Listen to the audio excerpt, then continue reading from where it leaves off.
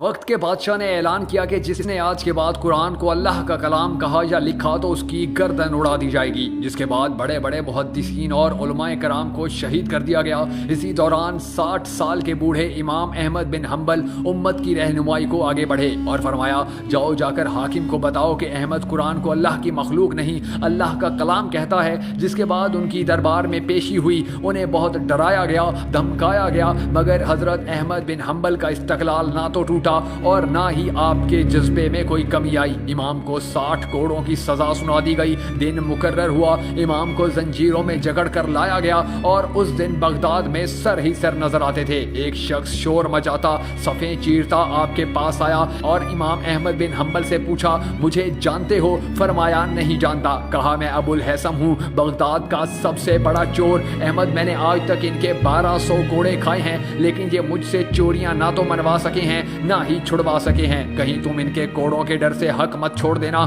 کیونکہ اگر میں نے چوریاں چھوڑ دی ہوتی تو میرے بچے بھوک سے مر جاتے، لیکن اگر تم نے حق چھپایا تو یاد رکھنا پوری امت برباد ہو جائے گی۔ یہ سننا تھا کہ امام غش کھا کر گر پڑے، ہوش آیا تو دربار میں تھے اور حبشی کوڑے برسا رہا تھا۔ اب تک آپ کو 30 کوڑے لگ چکے تھے۔ حکمران نے پوچھا، امام کہیے کیسے حالات ہیں؟ آپ نے فرمایا، میں مر تو سکتا ہوں، لیکن محمد مصطفیٰ صلی اللہ علیہ وآلہ وسلم کے دین میں رتی برابر تبدیلی برداشت نہیں کر سکتا۔ جس کے بعد پھر سے کوڑے برسنا شروع ہو گئے۔ ایک وزیر کو ترس آیا، قریب آ کر کہا، ایک مرتبہ میرے کان میں چپکے سے کہہ دیجئے، قرآن کلام نہیں مخلوق ہے، میں بادشاہ سے آپ کی سفارش کر دوں گا۔ امام نے فرمایا، تو میرے کان میں کہہ دے قرآن مخلوق نہیں اللہ کا کلام ہے تو قیامت میں رب سے میں تیری سفارش کروں گا۔ آپ نے کئی ماہ قید و بند اور کوڑوں کی سختیاں جھیلیں، آخر تنگ آ کر حکومت نے آپ کو رہا کر دیا۔ اس آزمائش کے بعد 21 سال تک آپ زندہ رہے اور خلق خدا کو فیض پہنچاتے رہے، کوڑوں کی تکلیف آخری عمر تک محسوس کرتے رہے،